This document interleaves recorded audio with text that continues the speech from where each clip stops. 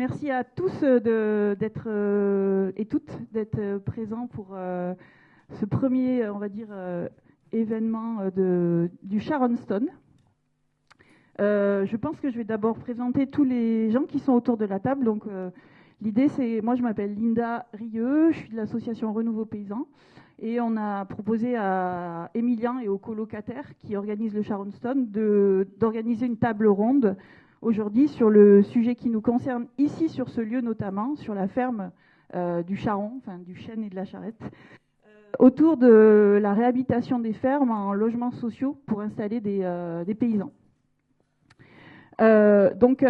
Autour de cette table ronde, nous aurons du coup différents intervenants de différentes spécialités.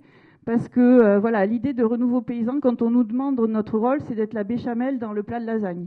C'est-à-dire que, en fait, quand on vous sert un plat de lasagne, vous dites jamais elle est super bonne ta béchamel. Mais s'il n'y avait pas de béchamel, vous trouveriez ça assez sec. Voilà. Donc l'idée pour nous, c'est de faire de la fluidité entre différents acteurs qui n'ont pas forcément l'habitude de travailler ensemble et de créer les transversalités, notamment autour du sujet de la réhabilitation des fermes. Donc aujourd'hui, nous aurons donc Kathleen Bocquet, qui est ma collègue à Renouveau Paysan, Yannis Saragas du bureau AFGE, ils se présenteront après, hein, mais du coup son bureau est situé à 400 mètres, donc on fait très très local. Diane Durand, qui est une habitante des lieux et qui est en train de rénover un logement sur la ferme. Émilien Grenier, qui est en partie propriétaire, enfin en tout cas avec sa famille, du lieu de cette ferme, et puis qui a lancé aussi d'abord, ça fait plusieurs années, qu'il lance une dynamique autour de la réhabilitation de ces lieux, de l'installation des paysans, paysannes, donc il prendra aussi la parole. Louis Potrizel, référent Terre de Liens pour la Nouvelle-Aquitaine, et puis Paul Lecomte, qui est du cabinet d'architectes sur la piste, et qui représente aussi Atelier Provisoire, qui sont les architectes qui ont travaillé sur les lieux. Et donc, on attend aussi Imed Robana, qui est directeur du comité ouvrier du logement, bailleur social, qui m'a dit qu'il allait avoir une vingtaine de minutes de retard, pris dans des bouchons, mais voilà, on va démarrer sans lui. Il va se glisser voilà, sur cette table ronde. Le Sharon Stone, en fait, cette ferme, elle est née d'humanitaire. Et moi aussi, j'ai été humanitaire. Ça nous rassemble. Mais en fait, qu'est-ce qu'elle dit, Sharon Stone? Elle dit, c'est quoi nos basiques instincts? Nos basiques instincts, c'est de nous nourrir. Nos basiques instincts, c'est d'avoir un toit sur la tête, de boire de l'eau en quantité et de qualité. Et je pense que c'est pas un hasard si la ferme, en tant que telle, elle répond à tous ces besoins-là. Alors, la ferme, c'est quoi une ferme, en fait, pour nous, Renouveau Paysan? Il y en a 200 qui disparaissent chaque semaine en France. Je ne sais pas si vous savez, ça fait plusieurs dizaines d'années que c'est comme ça. 200 fermes disparaissent chaque semaine en France. Et qu'est-ce qu'on entend par la disparition des fermes? C'est pas seulement la disparition de la production, de la mise en production des terres agricoles, mais c'est ce lien indéniable qu'il y avait entre le lieu de vie et le lieu de travail des paysans. Et c'est comme ça que les fermes ont été pensées initialement. Et donc, aujourd'hui, on a à peu près la moitié des agriculteurs qui vont arriver en âge d'être à la retraite, en âge de transmettre. Il y en a déjà un tiers qui ne savent pas à qui transmettre leur ferme. En face de ça, on a 15 000 personnes chaque année qui cherchent à s'installer en agriculture. Mais pour s'installer en agriculture, c'est un combat. C'est un combat de tous les jours aujourd'hui. Pour s'installer en agriculture, on fait face à des investissements élevés. On n'a pas forcément accès au foncier agricole. On a quand même cette idée que le paysan est aujourd'hui isolé socialement. On a aujourd'hui un agriculteur qui se suicide tous les 2 jours à peu près. Donc il y a un clair isolement social des paysans dans les campagnes. Et puis, on a aussi ce manque d'accès à un logement. Alors, ça ne vient pas de suite en tête quand on veut s'installer, mais c'est quand même essentiel d'habiter à côté de ces terres, surtout quand on a des événements climatiques de plus en plus fréquents, orages, grêles, coups de tempête, qui viennent mettre à mal nos productions. Et c'est parti de là, Renouveau Paysan. Moi, je revenais d'humanitaire, j'ai des ruches au Pays Basque, et je voulais habiter à côté de mes ruches. Je voulais habiter à côté des terres où sont mes ruches, peut-être produire sur les terres où sont mes ruches, et j'ai pas pu. Voilà. Et j'ai croisé la route de Lulu, qui a été un cofondateur de Renouveau Paysan et qui a lancé cette démarche depuis 2018. Donc, on essaye de mettre autour de la table des bailleurs sociaux pour réhabiliter des fermes en logements sociaux, parce qu'on milite pour le droit social des paysans à avoir accès à un logement. On met autour de la table des structures du monde agricole pour essayer de repenser les fermes et de voir comment aujourd'hui on peut redonner vie à ces corps de ferme, ces énormes corps de ferme, pour réinstaller des paysans. Et je passe la parole à Kathleen pour expliquer un peu qu'est-ce qu'on a développé au sein de Renouveau Paysan. Linda. Bon, je n'ai pas les talents de one show de Linda. Moi, je suis plutôt en charge des tableaux Excel dans l'association. Voilà, chacun ses talents. Donc, effectivement, ASSO a été créé en 2018 sur la base de tous les constats que Linda vient de vous partager, que moi, j'ai rejoint en 2022, suite à aussi une expérience personnelle où j'ai voulu m'installer en collectif dans une ferme et on fait face à plein de barrières financières, juridiques, émotionnelles parfois, de rapport à la transition personnelle, professionnelle qu'il y a à faire, etc. Donc j'ai mis mes forces aussi dans cette petite structure qui aujourd'hui est financée principalement par des subventions publiques. Donc là aujourd'hui on a la chance d'être financé par l'ADEME au niveau national dans le cadre d'un appel à commun et par la CAF des Pyrénées-Atlantiques, donc on remercie. Et notre manière d'agir, on agit un peu de 3 manières différentes. Donc il y a cette histoire de béchamel, la fameuse. Donc là en fait on cherche à créer du lien entre les acteurs agricoles, les acteurs du logement, les acteurs du foncier, les collectivités territoriales, les pouvoirs publics, les acteurs de la recherche, tout plein d'acteurs qui ne se connaissent pas forcément, qui n'ont pas forcément l'habitude de travailler ensemble et qu'on va chercher à se faire rencontrer pour répondre de manière transversale à cette question de l'accès au logement pour les paysans. Voilà, on crée cette béchamel et en fait la particularité du projet qu'on propose, c'est qu'il est toujours en fait en marge du cœur d'activité de tous les acteurs à qui on parle. Voilà, les acteurs agricoles nous disent bah ouais, mais bien sûr ça a un sens, mais le logement c'est pas mon sujet. Les acteurs du logement ils nous disent bah ouais, mais moi les paysans je connais pas. Les collectivités territoriales nous disent bah ouais, nous on veut réinstaller des gens, mais on n'a pas forcément la main sur tous les outils fonciers. Les acteurs du foncier nous disent bah ouais, mais nous on sait pas comment ensuite s'articuler avec les bailleurs sociaux, avec les acteurs agricoles, comment faciliter l'installation des paysans, comment repérer les paysans. Donc nous, on fait un peu ce travail de facilitation, de lien qu'on fait au niveau local, mais aussi au niveau national. On est intégré à un réseau plus large avec des acteurs de tous les départements qui s'intéressent à cette question. En parallèle, comme on est en contact avec plein de gens qui innovent, qui cherchent des solutions sur cette question du logement, on cherche à rassembler les connaissances, les expériences, histoire que les erreurs qui ont déjà été commises ne soient pas répétées et qu'on apprenne les uns des autres. Et donc, on essaye de formaliser des outils qui vont permettre à d'autres bailleurs sociaux, à d'autres collectivités de se lancer en pouvant s'appuyer sur ce qu'on aura déjà un peu défriché. Donc, concrètement, on est en train de former une boîte à outils un peu méthodologique avec les possibilités de scénarios juridiques, les bonnes pratiques architecturales, les bonnes questions à se poser sur le plan agronomique, comment installer un collectif et sur le plan humain, comment on gère le putain de facteur humain, je l'ai dit. Et on fait aussi des actions de plaidoyer au niveau national pour essayer de faciliter, fluidifier le cadre, notamment juridique, pour qu'on puisse trouver des solutions à grande échelle à cette question d'accès au logement pour les paysans qui nous nourrissent. Et on est quand même convaincus qu'au-delà de parler à plein de monde, c'est pas mal de passer par l'expérimentation pour susciter l'intérêt, pour apprendre. Donc une autre manière d'agir pour Renouveau Paysan, c'est d'accompagner des projets pilotes. Donc on a pu le faire déjà sur une première ferme à Espiute dans les Pyrénées-Atlantiques, la ferme Moulia, qui pour le moment est un projet à l'arrêt. Et aujourd'hui, on le fait donc sur cette ferme-là, la ferme du Charron, où on accompagne les partenaires qui sont volontaristes et engagés, qui sont avec nous. Et je vais tourner la parole pour parler du Charron, qui est un peu un cas d'étude, un cas d'école pour Renouveau Paysan. Je vais surtout laisser la parole aux autres, voilà.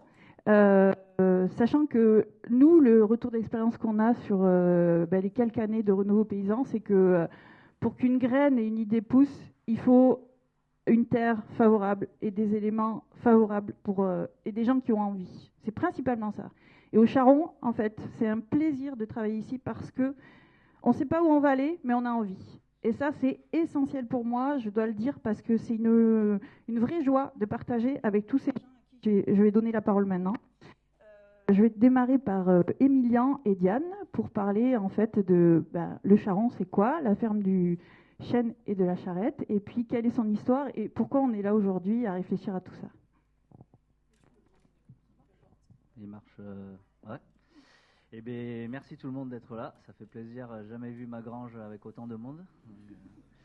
Et je vais commencer par raconter le chêne et la charrette parce qu'on me demande souvent qu'est-ce que ça veut dire. Et en fait, ce nom de ferme qu'on a donné, c'était en hommage aux anciens habitants du lieu, à mes ancêtres qui s'appelaient les Charrons. Donc, ils sont arrivés vers 1500 ici dans le village. Donc, ça fait quelques temps. Et les Charrons, c'était des gens qui travaillaient le fer et le métal. Et il y a cette légende dans le Charron qui dit que tout homme est tiraillé entre deux besoins. Le besoin de la charrette qui représente le voyage, l'arrachement à soi-même, et le besoin du chêne qui représente l'identité, l'enracinement. Et on dit que les hommes errent entre ces deux besoins constamment en cédant tantôt à l'un, tantôt à l'autre, jusqu'au jour où ils découvrent que c'est avec le chêne que l'on construit la charrette. Voilà déjà. Voilà. Et oh, signé ici.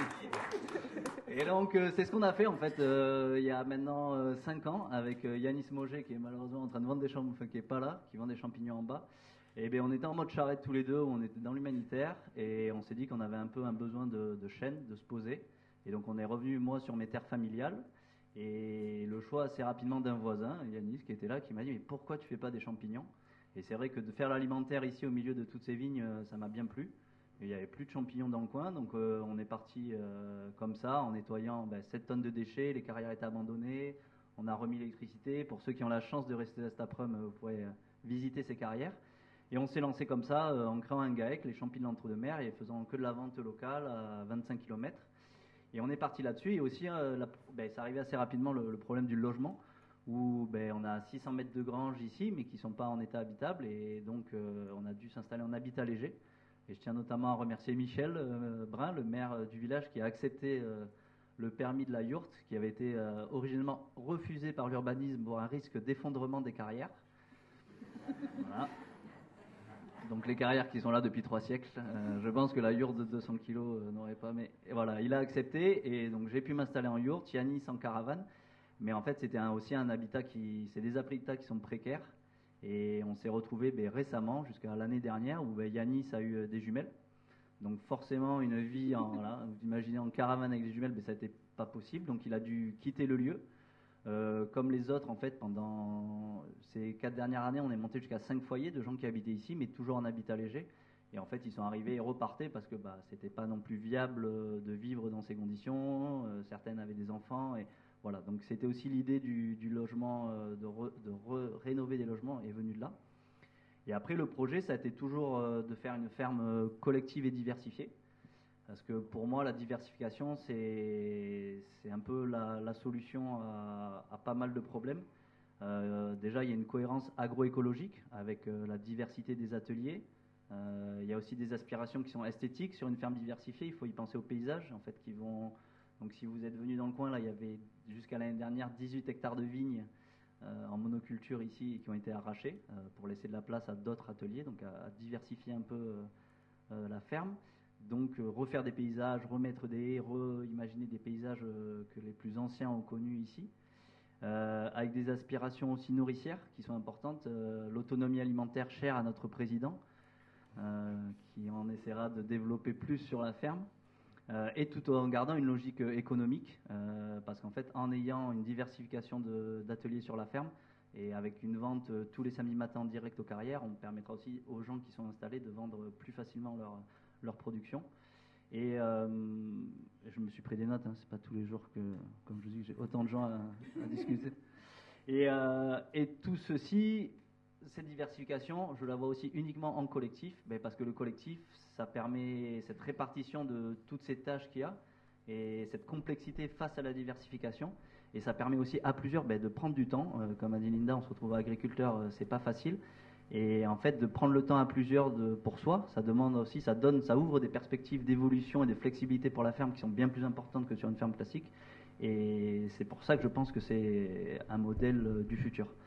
Ce modèle du futur, notamment avec le collectif, ça implique, comme on a parlé du PHF, donc certains l'appellent le précieux facteur humain, d'autres le putain de facteur humain, mais c'est aussi orchestrer l'humain. Et nous aussi, on a eu la chance dès le début aussi de s'accompagner d'Isabelle Laborde, qui est ici, qui est une coach en collectif, qui accompagne plusieurs collectifs agricoles ou non, mais en Gironde.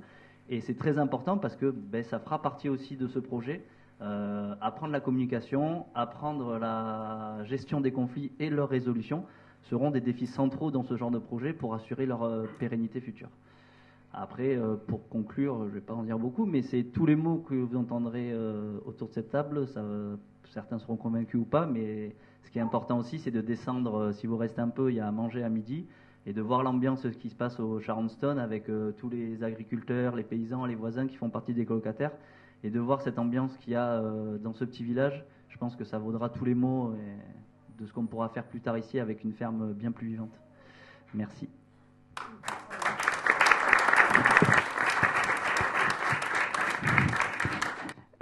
Du coup, Diane parlera du cas spécifique de son logement avec Paul. Non pas que, du coup, Milou fait une sorte de domination masculine à prendre la parole, voilà. On est quand même vigilante vis-à-vis de ça. Peut-être juste, comme tu avais encore quelques minutes, Milou, préciser pourquoi, du coup, là, aujourd'hui, on est avec un bailleur social qui vient sur la ferme, alors que vous avez essayé au départ de faire plutôt une coopérative d'habitants. Donc, plutôt, voilà. Du coup, oui, le projet a été, comme je vous dis, de faire ça en collectif. On a essayé d'abord nous-mêmes, mais on s'est vite confronté à la réalité agricole. Voilà, Yanis a eu, pour moi, l'erreur de commencer à calculer combien on se payait. Enfin, moi, venant d'une famille d'agriculteurs, je sais que la règle numéro 1, c'est de ne pas compter ses heures. Donc, il est arrivé à la modeste somme de 4 € de l'heure. Donc, c'est vrai que quand on est agriculteur, on fait 70 € semaine, on se dégage difficilement un SMIG. De se lancer dans une rénovation d'un logement, en fait, c'était juste impossible. Et au vu de des tailles des bâtiments, je me suis dit, en fait, il y a de la place pour faire quelque chose de quand même bien plus sympa. Et moi, c'est toujours dans ce côté de transmission. Comme je dis, en fait, j'ai eu la chance d'hériter de ces terres et de ces bâtiments. Et je pense qu'il est juste de rendre au commun, à une collectivité et je pense que pour moi, quand je me dis que mes ancêtres regardent ça, ils seront contents de savoir que la ferme continuera à vivre, parce que si ce projet va au bout, en fait, la ferme, elle sera, je ne vais pas en dire immortelle, mais elle tiendra beaucoup plus longtemps que n'importe quelle ferme. Les terres qu'on a arrêtées, ils partiront pas à l'agrandissement chez les voisins, les bâtiments, ils seront pas vendus à des gens qui viendront, en tout cas, faire des logements et ne s'occuperont plus des terres autour. Je pense qu'il y a un vrai sens de faire un projet comme ça, de lier des bâtiments à des terres agricoles autour, sachant aussi, moi je vois l'exemple dans notre petit coin de campagne, il y a plein de maisons abandonnées. Et comme disait Linda, il y a plein d'agriculteurs aussi qui veulent s'installer. Et je pense que c'était l'idée de faire un projet pilote, de montrer que c'est possible, et encore une fois de montrer par l'exemple qu'on peut faire une autre forme d'agriculture et une autre forme de logement et de vivre ensemble. Ce qui est vraiment important, c'est aussi le vivre ensemble sur ce projet. Et on voit actuellement, voilà, c'est de montrer qu'on peut faire différemment que ce qu'on nous propose. Merci. Ok, merci. Je vais passer la parole maintenant à Yanis du bureau AFGE.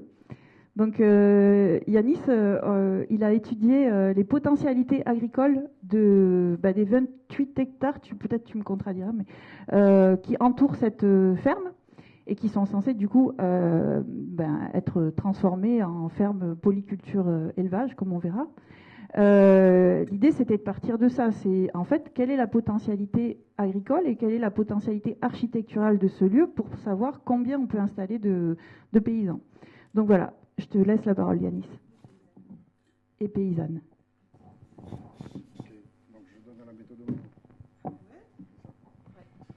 Ok, donc Yanis Aragoas, j'ai créé un bureau d'études sol en 99. Ce bureau d'études, on va rester sur le volet agro. Ce bureau d'études était issu de mon retour sur la Gironde, pays viticole de terroir, et a rencontré des viticulteurs qui parlaient de leur sol qu'à travers des analyses de sol, mon pH est de temps, mon pourcentage en argile est de temps. Et là, je trouvais qu'il y avait un manque dans l'approche sol, surtout pour ce type de production avec ce type de communication. Donc je me suis lancé là-dedans. De formation, je suis plutôt géologue, des techniciens, et tout le volet agricole, je l'ai créé, quoi. Et donc je leur ai amené une approche différente de la gestion de leur sol, de la connaissance de leur sol. J'ai démarré de cette manière-là, voilà. Et mon activité principale, c'est de répondre à des besoins d'agriculteurs. Donc c'est jamais les mêmes, c'est jamais le même cadre, c'est jamais la même chose. Voilà, donc ici, que ce soit au niveau installation, agriculteurs en place, secteur géographique, c'est surtout Aquitaine et sud-est de la France, et au niveau des productions, c'est tout type de production maintenant, même si j'ai commencé par la vigne. Donc il y a aussi le volet installation, enfin voilà, c'est un milieu qui est très diversifié, avec des besoins très diversifiés, où il faut s'adapter tout le temps. Donc pour venir sur la ferme du Charron, donc j'ai démarré le projet ici, avec le lien avec Emilien, avec l'historique que l'on a, mais pour ce projet-là, la méthode est à chaque fois la même. Je fais des trous, j'observe les sols, je récupère des paramètres les pédologiques, et ensuite on traite. Donc suite à cette investigation de terrain, je fais la carte des sols, en haut à gauche. De la carte des sols avec différents sols. Donc pour le moment, on ne sait pas ce que c'est comme sol, on s'en fiche un peu. On a juste nos hétérogénéités de sol. De là, je crée le parcellaire qui regroupe des unités de sol pour éviter après, en agriculture, de se retrouver avec des moitiés de champs qui fonctionnent différemment parce qu'on n'a pas anticipé les hétérogénéités de sol. Donc on adapte en premier le parcellaire aux hétérogénéités de sol. Après, je traite les données issues du terrain pour, notamment ici, ce qui nous intéresse, c'est avoir le potentiel de fertilité, donc à savoir si le sol pousse, est généreux, ou si c'est un sol maigre. Voilà. Ce paramètre-là, sol riche ou pas, et le paramètre, est-ce que ça pousse vite ou est-ce que ça pousse plus lentement. À partir de ces deux paramètres-là, à ce moment-là, on peut avoir une approche où on oriente le type de culture. On irrigue, on n'irrigue pas, on fait des cultures très gourmandes, les peu gourmandes, on adapte.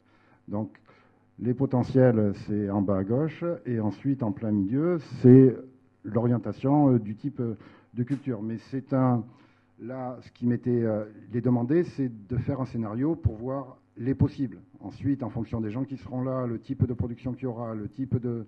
Voilà, ce sera évolutif. Mais l'outil, il est créé pour justement évoluer. Donc ensuite, répartition des cultures, les zones vertes plutôt du pâturage, les zones jaunes plutôt de l'arbo, les zones bleues du petit élevage, les zones violettes culture non irriguée, et les zones marron, culture maraîchère sur les sols les plus riches. De là, à partir de ce scénario-là, on peut, et puis les cultures de champignons qu'on ne voit pas sur la carte, vu qu'ils sont en dessous, avec champignons, endives et tout le reste. Il y a juste un point rouge. Et à partir de ce scénario-là, on peut envisager un nombre de TP, c'est-à-dire d'équivalent les temps pleins, sur le site, avec un mode de production plutôt dans l'esprit de la ferme, vente des directs, valorisation des produits, et pas un mode de production trop, trop intensif. Voilà, donc là, avec la répartition de différents ateliers, ainsi de suite, avec des diversifications importantes dans le type de production, on arrive à plus de 8 équivalents les temps pleins sur la ferme. Évidemment que l'objectif n'est pas de faire absolument 8 équivalents, mais le potentiel y est. Donc ça permet ensuite aux autres de travailler sur le logement, sur les investissements, les équipements, puisque de là, Après, il y a toute la partie plus technique où j'ai fait un scénario de réseau irrigation, réseau électrification, des bâtiments, etc., qui est modulable après. Et donc, à partir de là, il y a le reste des intervenants qui ont leur marge de manœuvre et qui mettent en place des choses qui tournent à partir d'une base à peu près saine par rapport au potentiel agricole du site. Voilà. Moi, je pense que je vais...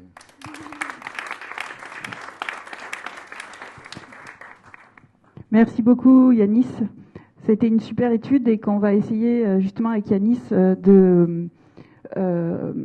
en tout cas de définir une méthodologie qui puisse être reproductible dans d'autres sites, même si à chaque fois on ne peut pas avoir une solution clé en main, mais en tout cas dans la réflexion qui a été menée et dans le temps qui a été consacré sur un temps court quand même, on a réussi à avoir des pistes comme ça de combien on peut installer de paysans sur quel type de production. Après, ça dépendra du collectif qui vient aussi, hein, tout est modulable, mais quand même, cette base, elle est essentielle pour savoir après combien on doit loger du coup de paysans. Par rapport aux terres agricoles, je vais passer la parole maintenant à Louis Potrizel parce que l'idée est qu'aujourd'hui, ces terres agricoles-là soient rachetées par Terre de Liens, enfin en tout cas c'est à la réflexion, qui est une foncière citoyenne pour justement pouvoir créer des communs alimentaires et qu'on on sorte de la propriété privée et qu'on ait cet outil Terre de Liens citoyen pour pouvoir acquérir ces terres et installer les paysans. Merci Irina, bonjour, tu as tout dit. Hein. Je vais en dire 2 mots sur Terre de Liens, je laisserai la place après plus de temps à y mettre parce que je pense qu'il y a des choses vraiment intéressantes sur la partie logement social qui sont très, très spécifiques à cette ferme. Terre de Liens, vous avez peut-être vu en arrivant, il y a un stand tenu par des bénévoles de Terre de Liens que je remercie, Monique, Muriel et Léa. Donc si vous voulez plus d'infos, je n'ai pas amené de documentation là ici, mais il y a plein de choses à côté à récupérer, à échanger si vous voulez mieux savoir ce qu'on fait. En 2 mots, Terre de Liens, donc c'est un mouvement citoyen au niveau national qui a 21 ans, qui a permis d'acquérir 362 fermes, je regardais les chiffres à jour, sur tout le territoire. Il y en a 25 à peu près sur l'ancienne Aquitaine, 2 en Gironde. Donc c'est une foncière citoyenne, enfin un de nos outils, c'est cette foncière citoyenne qui mobilise de l'épargne de 21 000 actionnaires. C'est une épargne qui n'est pas rémunérée, donc c'est assez militant, que ça reste de l'épargne que les gens peuvent retirer. Et donc cette épargne permet d'acheter des fermes, des terres, des bâtiments agricoles, parfois des logements. Sur un tiers des fermes à peu près, on achète des logements qu'on met ensuite à bail à des agriculteurs. Donc on valorise ce droit d'usage des fermes et ce foncier, il est gardé, on ne le revend pas. Donc il y a l'idée de sortir le foncier agricole de la spéculation et du marché et de remettre, d'insister sur le droit d'usage. Et quand les fermiers s'en vont, on trouve d'autres fermiers. Donc on pérennise la vocation agricole, nourricière et biologique, c'est en agriculture biologique de ces fermes. Donc ce qui est vraiment intéressant, ici donc il y a cette ferme du Charron qui nous intéresse beaucoup à Terre de Liens parce que il y a les enjeux qui ont été exposés sur la question du logement ici qui serait ce serait hors de portée de la foncière Terre de Liens d'acheter, de rénover, enfin de créer des logements dans les bâtiments que vous verrez peut-être après. Hein, je ne sais pas si c'est prévu. Bon, depuis la route, vous pouvez les voir en tout cas. Donc c'est deux grands gares comme ça, un peu, où il s'agit de créer 5-6 logements. Donc on peut imaginer les travaux que ça représente. Voilà, donc l'enjeu, il est vraiment, là c'est intéressant d'avoir d'autres acteurs amenés par Renouveau Paysan dans ce projet. Donc nous là où on se situe aujourd'hui, on commence à affiner un peu les éléments de faisabilité, de faisabilité économique, juridique. Il va falloir avancer sur la faisabilité humaine et voir qui est intéressé pour s'engager dans ce projet. Donc je pense qu'on peut dire aujourd'hui qu'il y a c'est ouvert s'il y a des gens qui ont envie de monter ce projet pour s'installer sur cette ferme. Ne pas hésiter à commencer à nous contacter, Emilian, Diane, Terre de Liens, Renouveau Paysan, parce que ça va être un projet qui va prendre du temps à se monter, mais on commence à avoir des certitudes sur le fait que ça va aboutir. Voilà, donc l'idée c'est de le construire avec ceux qui habiteront et qui cultiveront cet endroit. ça va prendre du temps, mais on est confiant parce qu'il y a une bonne motivation des partenaires. Il y a une autre chose qui est assez spécifique ici, c'est qu'on est dans l'entre-deux-mers, dans un coin où la vigne est très dominante, et on voit, enfin, Emilien a commencé à arracher pas mal de vignes pour réfléchir à la diversification. On voit que c'est pas simple. Enfin, Yanis vous a présenté, mais c'est quand même un gros travail. C'est aussi un peu un laboratoire pour tester des schémas de diversification en collectif et qui intéresseront, à mon avis, bien au-delà de Lugasson et même de l'entre-deux-mers. Donc il y a aussi cet aspect qui est, je pense, très intéressant dans ce projet. Voilà, je m'arrête ici. Juste une petite pub pour.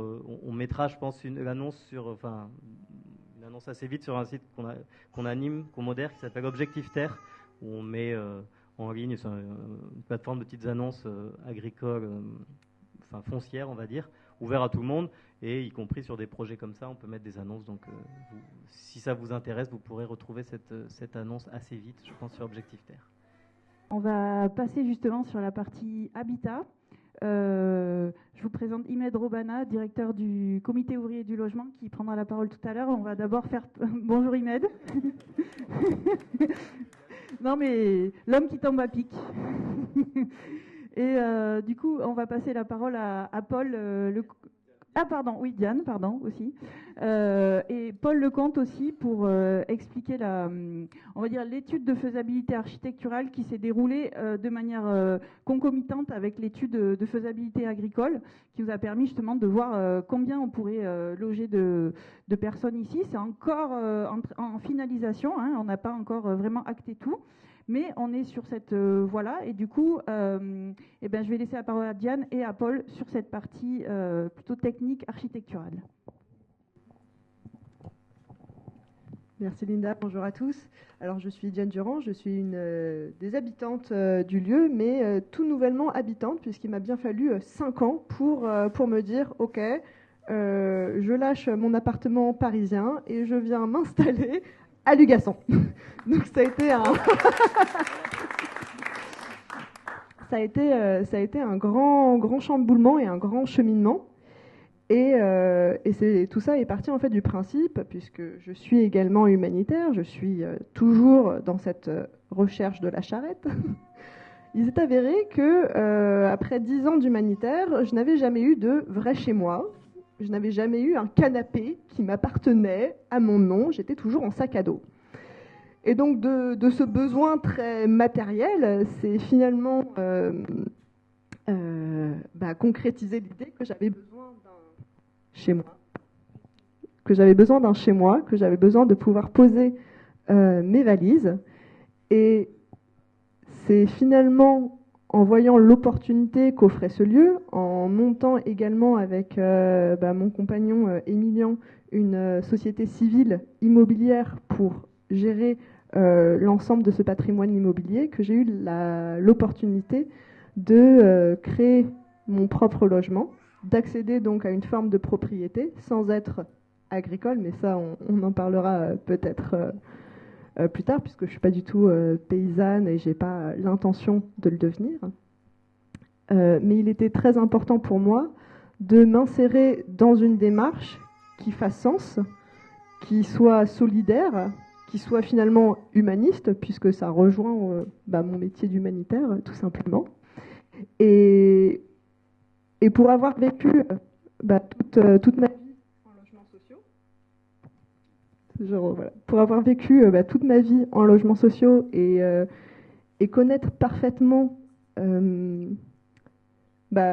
que ça peut signifier pour beaucoup de personnes, ça avait d'autant plus de sens que de transmettre en fait ces bâtis à un collectif qui puisse le gérer pour nous, puisque en fait je connais mes limites et je sais que c'est un projet qui risque d'être un petit peu trop gros pour mes épaules s'il ne venait pas à se concrétiser. Donc on a pu parler avec Paul de comment aménager ce logement, comment rénover en fait cette ancienne porcherie, voilà pour la petite histoire, et de rester dans une démarche qui soit écologique et qui corresponde en fait aux valeurs qu'on cherche à véhiculer sur lieu, donc partir sur de l'éco-rénovation et l'utilisation de matériaux de récupération, de matériaux naturels et recycler le plus possible. Et c'est là où ça l'est toujours un petit challenge, mais qui est extrêmement intéressant. Je te laisse la parole.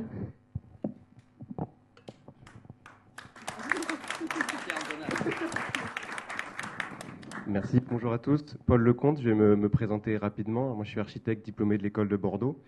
Et ça fait maintenant 3 ans, avec mon associé Victor Lebrun, qu'on a fait le choix de s'installer à La Réole et de se dire qu'il y avait suffisamment d'architectes de qualité dans la métropole et que notre génération, elle devait sûrement utiliser les espaces qui leur étaient disponibles et qui avaient besoin de nous.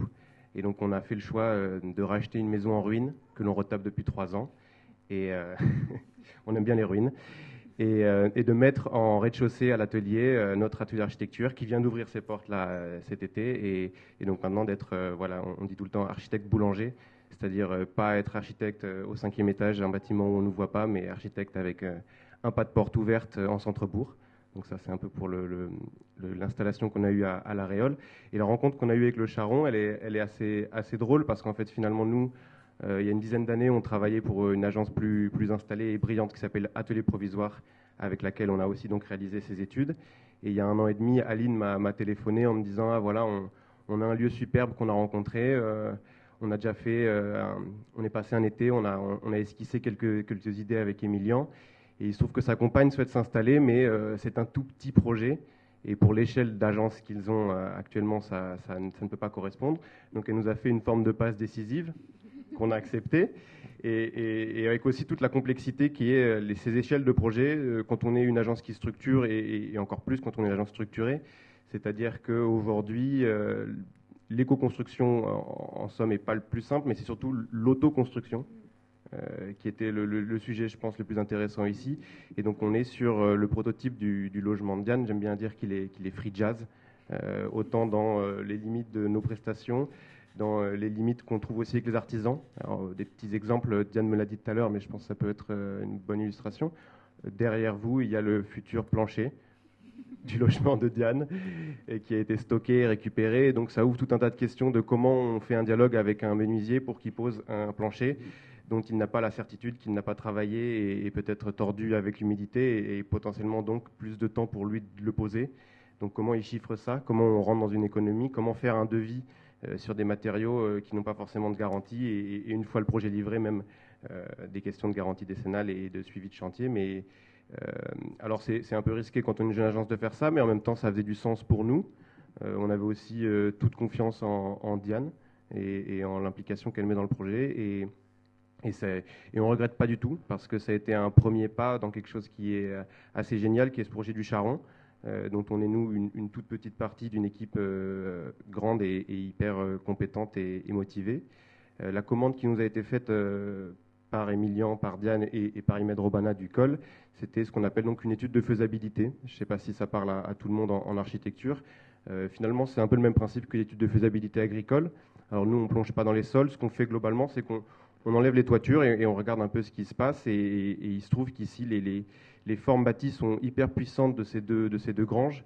Et c'est ce qu'on essaie de représenter dans la maquette qu'on a fait là, donc sans aucune toiture. Et on se rend compte finalement, ça tombe assez bien avec les terres, c'est que finalement, si on enlève la toiture, on arrive à un compte d'environ 8 cellules bâties, sachant qu'avec un objectif de frugalité et un budget qui sera forcément minimum, l'objectif est de toucher au minimum des structures bâties existantes. Alors, faire un percement pour récupérer un peu de lumière directe ou une porte, c'est imaginable, mais modifier la structure du bâtiment, c'est hors de question. Donc en fait, on ne peut pas pousser les murs, donc très vite on est arrivé à 8 cellules. Le dialogue aussi était d'essayer de glisser dès le début, à voir si on arrivera à le tenir sur la longueur, mais un espace commun qui faisait sens. Alors est-ce qu'il sera situé dans cet ensemble de 2 bâtisses, ailleurs, ça c'est des discussions ouvertes. Aussi, l'étude de faisabilité n'est pas une esquisse. L'étude de faisabilité, c'est ouvrir des possibles et se dire, voilà, à vue de nez, avec tel type de budget, on pourrait arriver à ce genre de recette. Après, à l'intérieur, la popote interne, la cuisine est encore en cours, on pourrait modifier certaines choses. Peut-être présenter en rapide les 2 corps de bâti qui nous ont été confiés en étude. Donc cette grange dans laquelle on est hors de l'étude. Ça ça s'arrête à la limite derrière ce mur. Il y a encore deux granges avec deux problématiques assez différentes. On a une première qui est plus une forme de grange maison adossée à la route départementale, qui est une route qui est quand même assez rapide et une vraie frontière. D'ailleurs, la maison est presque aveugle côté départemental, et elle s'ouvre sur une longue façade type longère un peu plus soignée. On a une partie de courette qui fait face à l'autre grange, qui elle est une grange avec une forme assez étonnante, qui est sûrement due à des rapiessages ou en tout cas des multiples temps de construction. On a un mur central et autour les murs de refend qui viennent faire une forme un peu en peigne. C'est là qu'on a environ 6 cellules, dont la formule la plus légère qui est la bâtisse de Diane, qui est actuellement en cours de construction. Donc le gros œuvre et la charpente ont été terminés.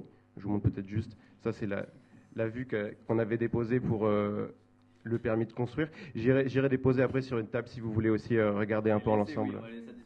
Oui, bien sûr. Et donc les complexités qu'on a eues, c'était de se dire comment, dans des formes qui nous sont déjà données et qu'on ne modifiera pas, on arrive à faire rentrer un programme avec des standards actuels. Notamment, nous peut-être, on est arrivé un peu naïf et un peu non sachant sur la question de qu'est-ce que c'est qu'agriculteur aujourd'hui. Et on avait peut-être en tête que les agriculteurs travaillaient sur leur lieu, mais en fait, très vite, une des premières échanges qu'on a eu est très instructif, c'est de se dire qu'aujourd'hui, un couple qui s'installe, l'un peut être agriculteur et l'autre peut très bien travailler comme graphiste ou humanitaire, ou en tout cas dans du service et autre chose. Donc c'est vrai que c'était aussi finalement le logement paysan, c'est un logement comme les autres, simplement à proximité de terre. Et une des contraintes qui nous a été donnée, c'était de se dire comment on arrive à offrir pour chaque logement un bout de jardin ou un bout d'espace extérieur qui ne soit pas donné totalement au collectif, qui soit forcément en lien avec des cheminements, mais que chacun ait un espace on va dire qu'on va appeler ça jardin, un espace extérieur privé. Donc ça a été un gros travail là-dessus pour voir si les bâtiments pouvaient l'accepter. Il y a aussi la question du stationnement qui est encore en cours et en discussion. Si on ramène sur cette parcelle environ 7 unités d'habitation, ça fait autant de voitures. Un rapide coup d'œil, on se voit bien que c'est compliqué. Dans les centres-bourgs ou dans les bourgs périphériques comme ici, les faubourgs, c'est pas forcément classique de se stationner en file indienne dans la route. Est-ce que la chaussée peut être aménagée à terme? Donc ça ouvre finalement, étude de faisabilité, tout un tas de questions. Donc l'espace extérieur, pas toucher aux structures bâties, avoir du parking qui ne devienne pas le centre du projet et que les jardins ne soient pas mangés par les voitures. Et enfin, comment on travaille ces petites unités, essayer d'avoir des mixités de formes sur des T4, mais aussi des T2, essayer d'imbriquer tout ça. Et finalement, c'est là que ça s'est fait dans le bon ordre, parce qu'en fait, le projet de Diane, il présente bien cette unité. On est sur une grange avec un fêtage qui est environ à 5 mètres, qui permet un peu au chausse-pied, mais qui permet de mettre une mezzanine. Donc le travail qu'il y aurait sur ces formes de fermes qui offrent quand même... Là, on est sur un exemple où on a une hauteur sous plafond dingue, mais les fermes en général offrent ce genre de fêtage haut. Comment on peut glisser une structure qui soit une mezzanine? Comment cette mezzanine, elle prend peut-être que la moitié de la place pour avoir aussi une hauteur? Ces bâtiments sont quasiment tous mono-orientés. Donc comment on arrive à se protéger du soleil? Comment on s'ouvre? Donc voilà, ces questions-là. Et à la fin, et je vais passer la main à Imet, c'était aussi essayer de trouver une économie de projet. Comment, avec peut-être un parti de la réhabilitation, peut-être du réemploi, essayer d'avoir une attention sur les matériaux, toucher au minimum, ne faire des doublages que quand c'est vraiment nécessaire, laisser brut au maximum. Donc il y a une question du dessin, une question du réemploi et une question de matériaux bruts, et essayer de faire local pour essayer d'avoir un prix au mètre carré qui soit le plus bas possible, pour qu'en fait ce projet, tout bonnement, il soit aussi viable pour un bailleur et qu'il puisse suivre et soutenir le projet, et qu'à terme on arrive à construire ça dans de bonnes conditions.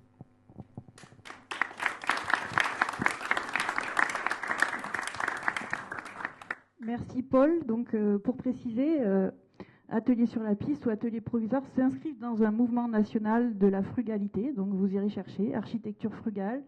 Il y a tout un manifeste qui a été édité pour une frugalité heureuse et créative, avec 13 000 professionnels du BTP, architectes, etc., qui s'engagent dans ce type de rénovation un peu nouvelle, on va dire. Et je vais passer la parole du coup à Imed Robana du Comité ouvrier du logement, donc bailleur social, avec qui, je dois l'affirmer, c'est quand même un bailleur social engagé qui est le premier à pousser jusqu'à ce niveau-là de réflexion et d'engagement cette action sur la réhabilitation des fermes. Et c'est pas faute d'avoir été tapé à la porte de tous les bailleurs sociaux quand on a créé Renouveau Paysan.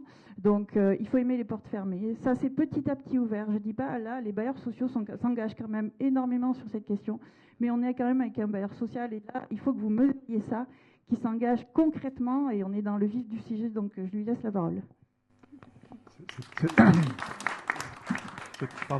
C'est très gentil, c'est difficile d'intervenir après ça.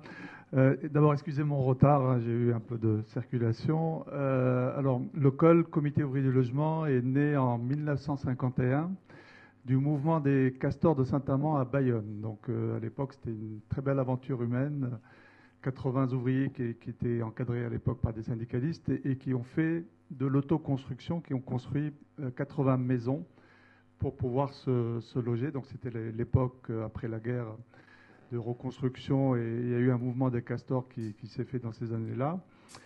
Et d'ailleurs, à Pessac, il y a eu aussi des castors qui ont fait un projet. Alors la différence, donc les castors de Bayonne se sont inspirés de ce qu'ont fait les castors de Pessac, mais ont souhaité que ça perdure, puisqu'une fois que leur projet était fini, ils souhaitaient créer une structure pour pouvoir offrir à d'autres personnes en fait ce type de projet. Donc le comité ouvrier de logement a été créé en 1951. Donc aujourd'hui c'est une société coopérative d'intérêt collectif dont le siège social donc est à Anglette. Nous avons une activité donc de bailleur social. Donc on a du patrimoine locatif qui est essentiellement au Pays Basque, 2 tiers dans le Pays Basque et également dans le sud des Landes. Mais notre métier premier, ça reste l'accession sociale à la propriété. C'est vraiment la partie la plus importante de notre activité.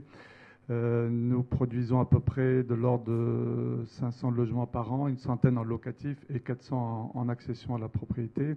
Donc très actif pour pouvoir permettre aujourd'hui, vous savez que la problématique du logement est un sujet extrêmement important et grave aujourd'hui dans notre pays. Et donc on essaye de contribuer à essayer de régler ce problème.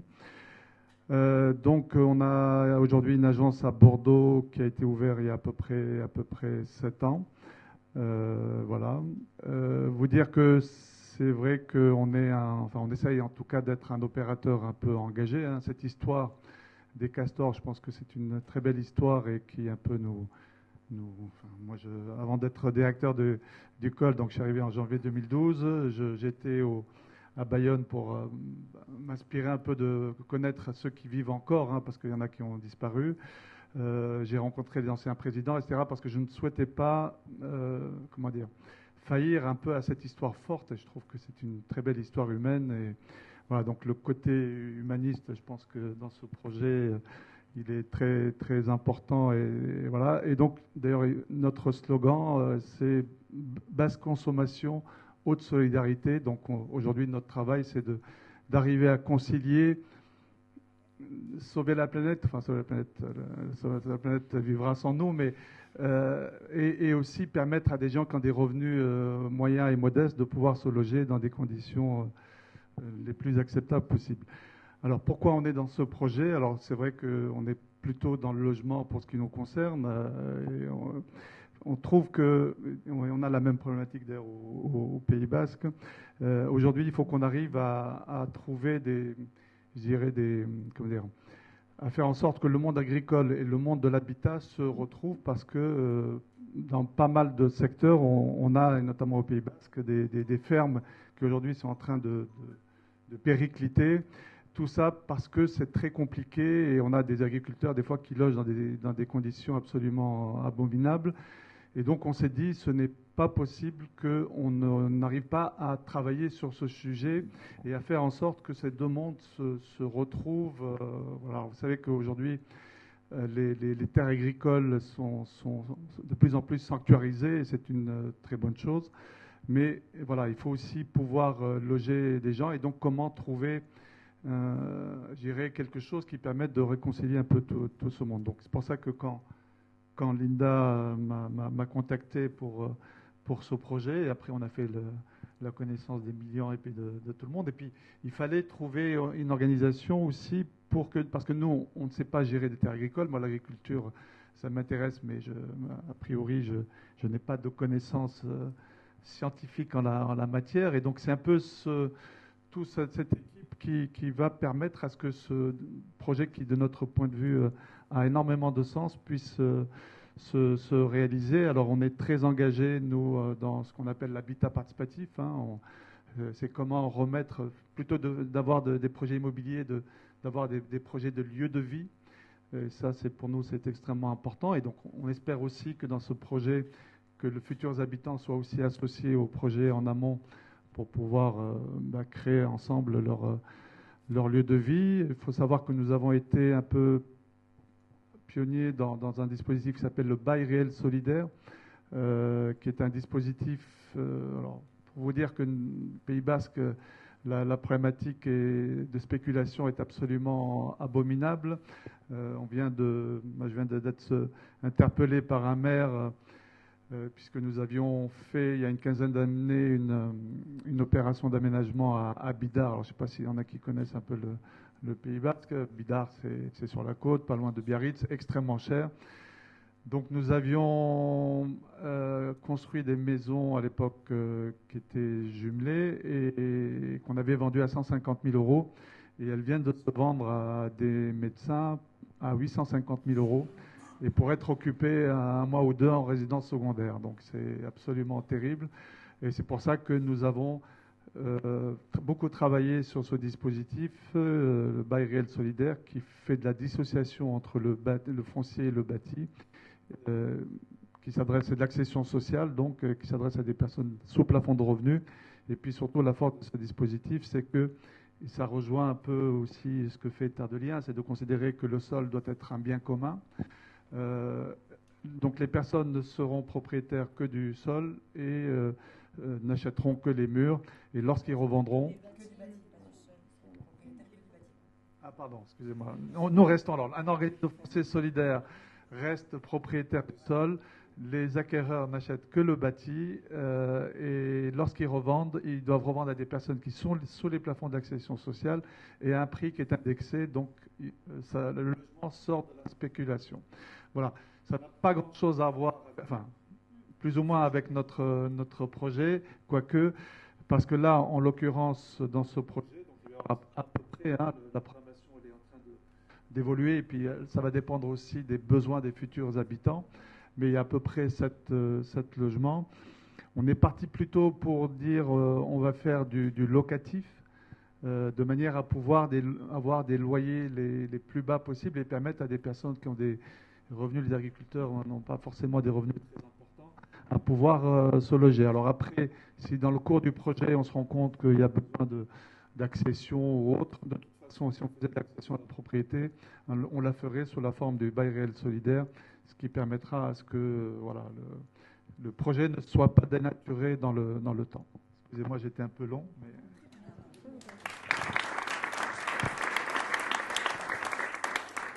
Je peux compléter ce que dit Imed par le fait que le COL est quand même spécialiste de l'aïkido juridique. Donc, ils ont étudié fortement la question du bail réel solidaire. Et nous, quand on a créé Renouveau Paysan, on s'est trouvé confronté à un problème juridique qui consistait à trouver une solution pour lier un logement social à des terres agricoles.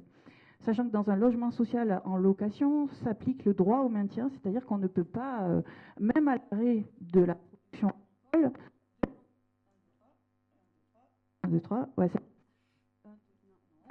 il me coupe la parole.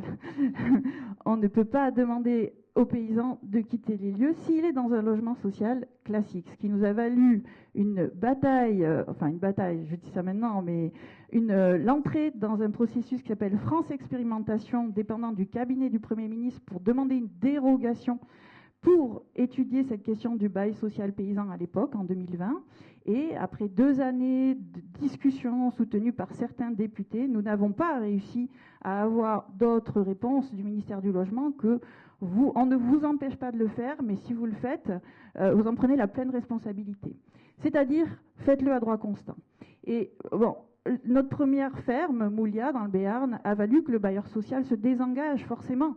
En entendant ça du ministère du Logement, ça fait peur. La peur au changement, la peur de prendre des risques, c'est indéniable. On comprend ça. Et du coup, aujourd'hui, on a dû trouver des solutions à droit constant pour permettre de lier le logement aux terres agricoles dans un bail. Et ça, je dois dire que les équipes juridiques du COL, avec l'aide de la Fédération des coopératives HLM, a permis quand même de faire ce travail de déblayage. Et c'est hyper précieux pour les avancées, pour créer des outils qui fluidifient tout ça. Donc je voulais préciser ça et conclure juste cette table ronde sur le fait qu'il n'y a plus qu'à faire. Aujourd'hui, on est en train d'étudier le modèle économique pour que le COL puisse racheter les murs et réhabiliter les lieux. Il sera indéniable qu'on demandera l'appui des collectivités, de fonds publics, de fondations, pour pouvoir peut-être équilibrer le modèle, hein, même si on est quand même avec justement l'apport des bailleurs sociaux, des financements qui sont drainés par les bailleurs sociaux, des prêts qu'ils peuvent contracter. On a quand même des dispositifs intéressants. L'idée aussi, c'est que du coup, à la viabilité économique des modèles agricoles et au fait que des paysans puissent gagner leur vie en développant leur activité, nous, on essaye de réduire les dépenses, donc de l'autre côté de l'équation, et on essaye de faire en sorte que les logements soient à loyer modéré. Donc, on est en train de calculer tout ça aussi. Si vous voulez avoir plus d'infos sur le déroulé de ce projet, n'hésitez pas à vous inscrire sur un petit formulaire là-bas à l'entrée pour nous donner vos coordonnées. Ce sera avec plaisir qu'on vous donnera l'actualité de ce projet. Je remercie encore tout le monde pour toutes vos interventions. On voit bien que la transversalité est quand même ce qui crée en fait une sortie de cadre et qui permet de trouver des nouvelles façons de faire. Je suis très heureuse d'avoir animé tout ça, vous avoir entendu. Et puis pour la suite, donc bien sûr, appel à candidature de personnes qui souhaitent s'installer en agriculture. Si des cédants ont des fermes et qu'ils ne savent pas quoi faire avec leurs fermes, n'hésitez pas. Et si des collectivités ont des sous, si des gens ont des sous, n'hésitez pas non plus. Je vous remercie. Excusez-moi, juste, je voulais rajouter deux petites choses. La première, c'est que je voulais malgré tout défendre les bailleurs sociaux parce qu'ils ont un métier extrêmement difficile aujourd'hui. Et je peux vous dire que, alors je ne veux pas faire de politique, mais quand même, avec le gouvernement qu'on a eu, ça a été catastrophique. Voilà. Ça a été catastrophique et que donc, voilà, il faut aujourd'hui plutôt défendre les bailleurs sociaux parce qu'ils font un métier vraiment formidable. Alors, les chakras sont plus ou moins ouverts en fonction des bailleurs, mais disons qu'il faut vraiment les défendre. Ça, c'était le premier point. Le deuxième point, c'est qu'on a vraiment besoin de l'aide des collectivités parce que c'est des projets qui sont complexes et qui, sans aide publique, ne pourront pas se faire. Donc là, du coup, on fera un appel, on fera le tour des collectivités pour pouvoir mobiliser les fonds nécessaires pour que ce projet puisse se faire.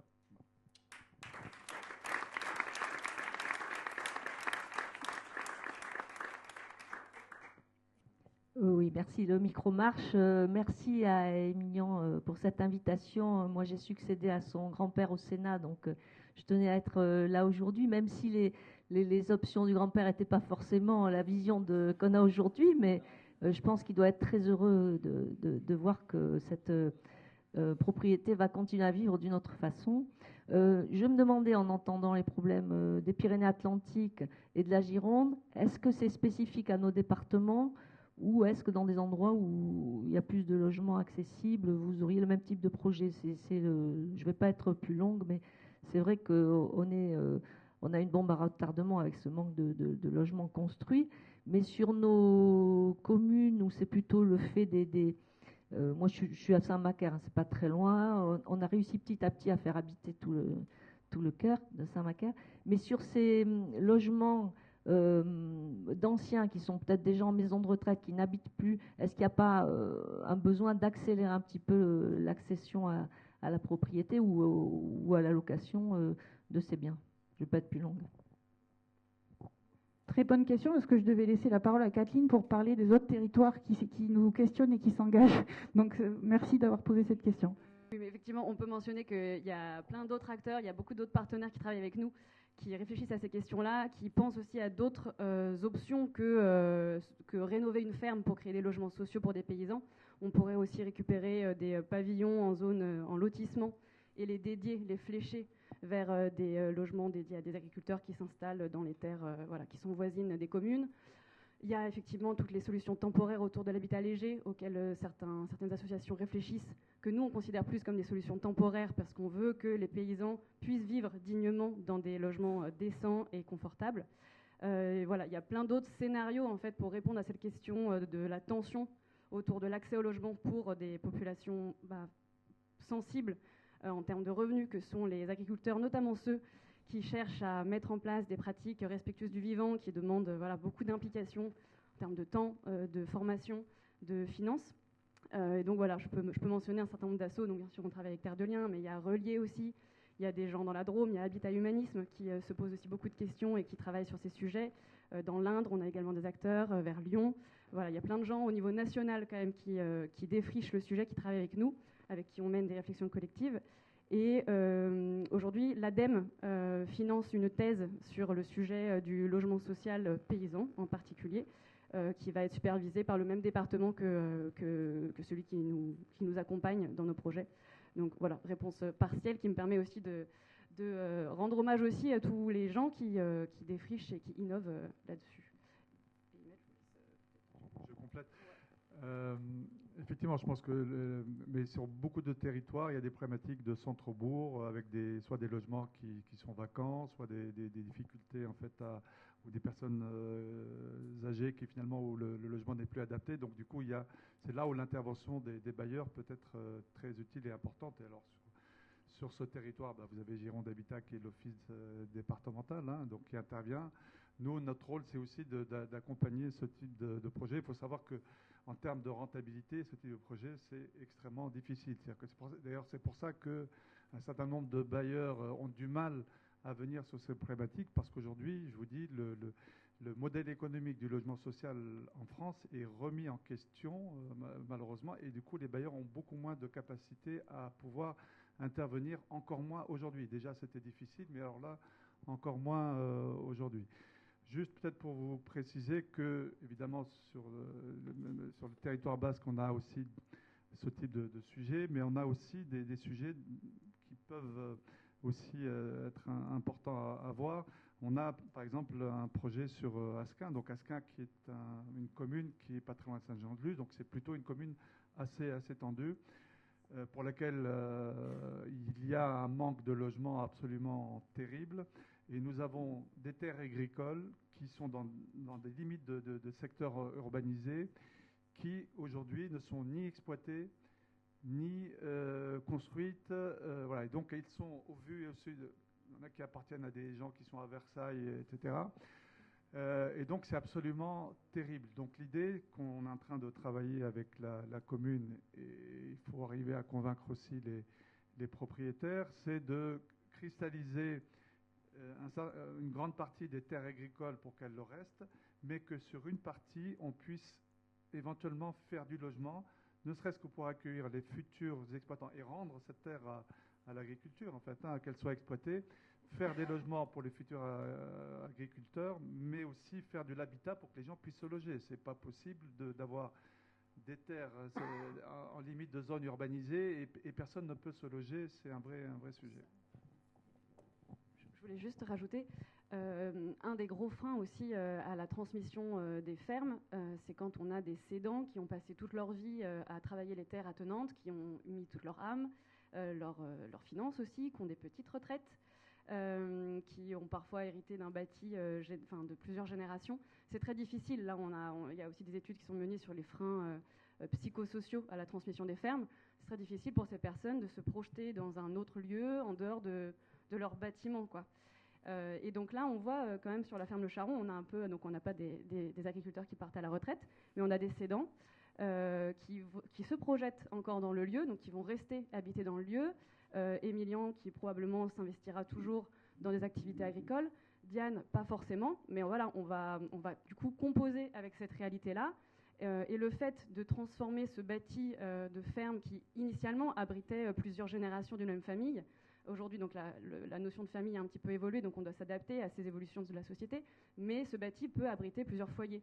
Donc c'est en pensant les choses de cette manière-là qu'on peut aussi penser à garder une partie du foyer pour les cédants, que ce soit des agriculteurs ou pas finalement, et pouvoir accueillir des repreneurs. Et en fonction de ce que les terres permettent de penser comme nombre d'emplois, on peut avoir des logements qui vont être vraiment dédiés aux agriculteurs et agricultrices qui vont travailler les terres attenantes, et éventuellement des logements qui seront ouverts à d'autres personnes qui souhaitent habiter à la campagne et exercer d'autres métiers. Donc c'est en ça aussi que là, le cas de cette ferme, il est intéressant, parce qu'il nous permet de voir que, en créant plusieurs logements, on peut être flexible et répondre à cette problématique aussi de l'attachement à un bâti qu'on n'a pas envie de complètement céder, mais dans lequel on a quand même besoin d'accueillir de nouvelles personnes. Oui, merci. Merci pour cette magnifique présentation. Donc José Martin, vice-président du pôle territorial Cœur Entre-deux-Mers. Une petite info, donc très intéressant le projet, on va vous suivre et voir comment on peut vous accompagner. Une petite info, ce vendredi 13 septembre, il y a le salon Biosource au château de Camersac. Donc ce sont les architectes des bâtiments qui travaillent les nouveaux matériaux, donc la paille, le chanvre, ainsi de suite, qui font un premier salon en Gironde. Et donc ça peut être intéressant que vous puissiez y participer et que vous voyez aussi ces nouveaux matériaux pas très onéreux et aussi à cultiver sur le territoire. Voilà. Une dernière question juste, après on va devoir laisser le reste du festival se dérouler.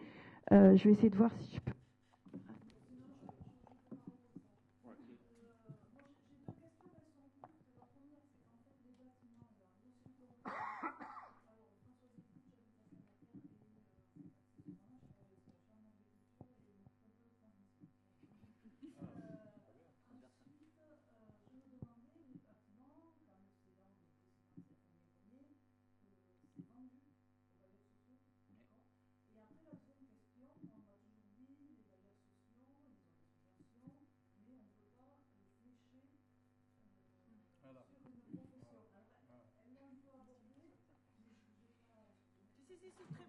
Très bonne question. Donc c'est moi qui réponds alors. Il ne faut pas que je monopolise aussi le... effectivement, c'est toute la difficulté, en fait, c'est que dans le cadre de la réglementation, c'est qu'en France, on est très, très réglementé, il y a le droit de maintien dans les lieux, et quand on fait du logement social, on ne peut pas, et heureusement d'ailleurs, on ne peut pas sortir les gens du logement. Et donc toute la difficulté, c'est quand on a un agriculteur qui travaille la terre et qui habite dans un logement, le jour où il ne la travaille plus, il faudrait qu'il laisse sa place à quelqu'un d'autre qui va venir... voilà. En tout cas, qu'on ait cette possibilité à ce qu'il n'ait plus ce droit de maintien dans les lieux. D'où la difficulté qui a été évoquée. Et donc, on a effectivement réfléchi un peu sur le modèle avec nos juristes, avec la Fédération des coopératives, et on a trouvé un modèle qui va nous permettre, et c'est le travail aussi avec Terre de Liens, qui va nous permettre de pouvoir faire en sorte que le logement soit chaîné un peu avec le fait de travailler la terre.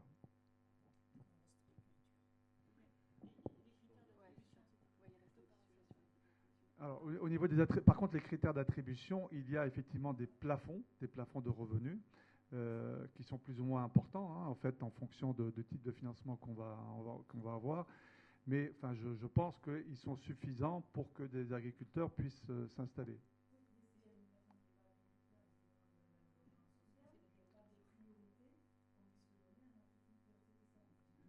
Vous dites, pardon, excusez-moi.